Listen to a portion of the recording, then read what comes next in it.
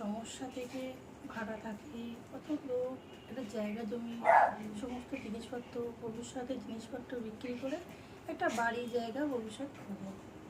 কিন্তু এই ক্লাব কোথা থেকে কাউন্সিল মানে পার্টির লোক, কাউন্সিলর বলবো না, ভুল, পার্টির লোক এত যদি ডিস্টার্ব করে, কি করে একটা মানুষ বাড়ি জায়গা ফ্ল্যাট কিনতে পারে?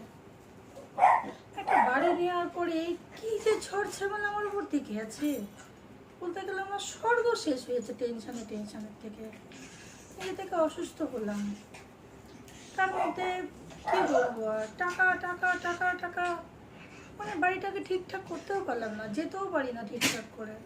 চুরি চামারি, আশেপাশের লোক চুরি চামারি, মানে মাথা খারাপ করে দিচ্ছে। কিছু গাছ বসিয়েছিলাম, সে গাছগুলো নষ্ট করে দিয়েছে।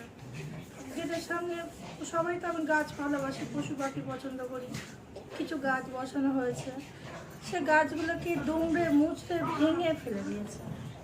খুব কষ্ট লাগে যে একটা গাছকে মানুষ করতে জল দেওয়া, দুবেলা জল দেওয়া, টেনশনে গাছটা বাঁচবে কি মরবে, সব করতে কি এইভাবে কেন করে? কেন হিংসা, এত হিংসা কোথা থেকে আসে বুঝি না। কারোর ভালো কেউ দেখতে পারে না, কেউ কারো ভালো দেখতে পারে না। কই আমরা তো এরকম করি না, কারো ভালো দেখবে, যার ভাগ্যে সে খায়, যার ভাগ্যে যেখানে উপরে নিয়ে যেতে পারে নিজের নিচে নিয়ে যেতে পারে। অন্যের লোকের দেখে কি লাভ? অন্য লোকের ভালো দেখে কি হবে? অন্য লোকের দেখে কি আমার পেট ভরবে? না আমরা তার মতন হতে পারবো? যার ভগবান যতটুকু দেয় ততটুকু সন্তুষ্ট না থাকলে তো কোনোদিন সুখী হতে পারবে না। অন্যের ভালো যে করে সে নিজেরও ভালো হয়, এটা জানি। তো এই শিক্ষাটা কই আমরা কোনোদিন কারো দুটো ক্ষতি করিনি। ওই পাড়াতে কোনো কুকুর অসুস্থ হলে আমার করে, রাস্তার ডগিগুলো কি সবসময় কি আমার হয়? সবার জন্য, সবাই খেতে দেয়। আমি কি সবসময় যেতে পারি?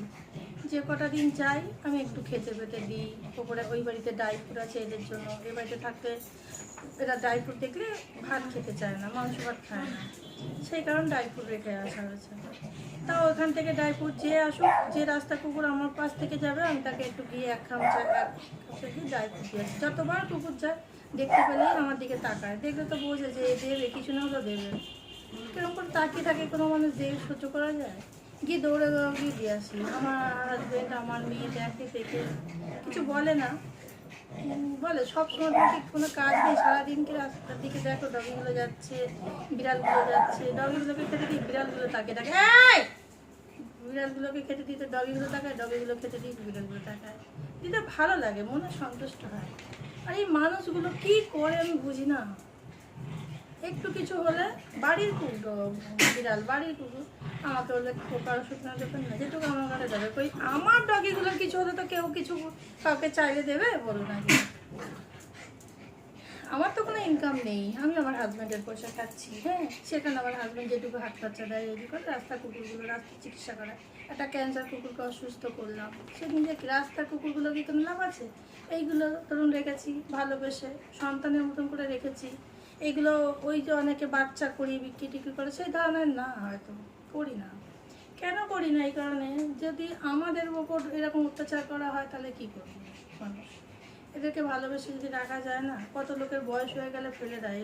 আর আমার কুকুরের একটু কিছু হলে মরে গেলে আমি পাগল হয়ে যাই।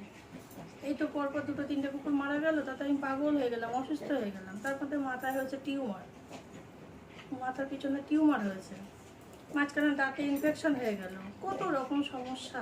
আমার পরডেলাইসিসের ব্যথা আছে দুই দিকে। ওই বাড়িতে যাই, একটু পরিষ্কার পরিচ্ছন্ন রাখলে পরে ভালো লাগে, পরিষ্কার পরিচ্ছন্ন।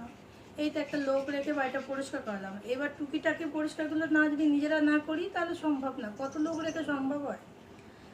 প্রত্যেকটা মানুষ কত টাকা ইনকাম করে? প্রত্যেক দিন লোক রেখে কাজ করা সম্ভব আমাদের মতন মানুষ?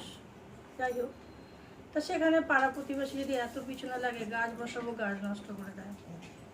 ইটগুলো পাঁচিলে যে গাছগুলো কাটা হয়েছে, আম গাছগুলো কাটা হয়েছে, কিছু ইট ফিটগুলো ভাঙা হয়েছে, সে প্রায় 20-30টা, প্রায় 30টার মতন ইট, 30টার মতন ইট সব নিয়ে নিয়েছে, নিয়ে নিজের বাড়িতে কাজে লাগিয়েছে।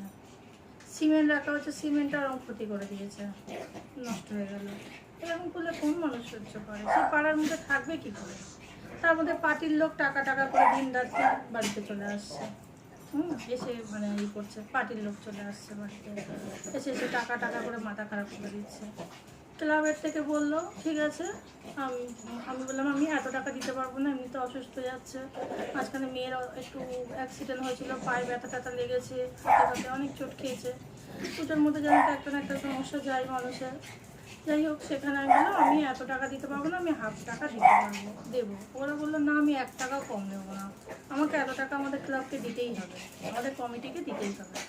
সেখানে মেনে নিলাম, 1 টাকা দিতে পারবো না, ওরা 3 মাসের সময় দিয়েছে, আমি 3 মাসে টাকা দিয়ে দেবো বলছি, দেওয়া স্টার্ট করেও দিয়েছি, কিছু টাকা দিয়েও দিয়েছি, তারা খুশি হয়েছে। পাড়া থাকতে গেলে ক্লাবকে দেয় ভালো, এটা মা দুর্গার মন্দির হচ্ছে, সেই কারণে ওরা নিচ্ছে, ভালো কথা, এটা শুনতেও ভালো লাগে, দেখতেও ভালো লাগে, যাই হোক এটা ঠিক আছে।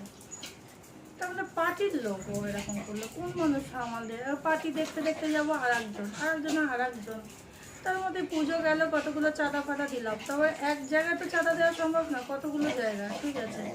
করতে করতে মানুষের না মাথায় আর ভালো লাগে না, বিরক্ত হয়ে ওঠে, জানেন না, এই কারণে না আর মানে কি বলবো, আর ভালো লাগে না নিজের মন মানসিকতা। মানুষের কত টাকা রোজগার আছে যে এরকম দিয়ে এই সব দিয়ে বেড়াবে। একটা বাড়ি কিনতে গেলে কত ভবিষ্যতের সম্পত্তি, কত কিছু, সারা জীবনের সমস্ত কিছু, মানে কি বলবো, মানে একটা কিছু কিনতে গেলে ঘরে খাওয়া হয় না এমন অবস্থা, সব দিক দিয়ে করে তবে একটা জিনিস করা হয়।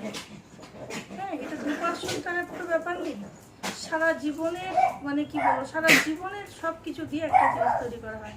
সেখানে লোন ফোন নিয়ে একটা বাড়ি করতে হয়, লোন শোধ করবো না, তোদের টাকা দেবো না, কি পার্টির লোককে দেবো না, কি ক্লাবকে দেবো না, বাড়ি ঠিক করবো না, রং করবো না, বাড়িটা ঠিক করবো, কোন দিকে যাবো বলেন? এইভাবে ভালো লাগে? মন মানসিকতা কতটা খারাপ, কতটা মানুষকে ডিপ্রেশন তৈরি করে দেয়, কতটা মানুষকে মানে টাকা টাকা টাকা করে মাথাটা খারাপ করে দেয়।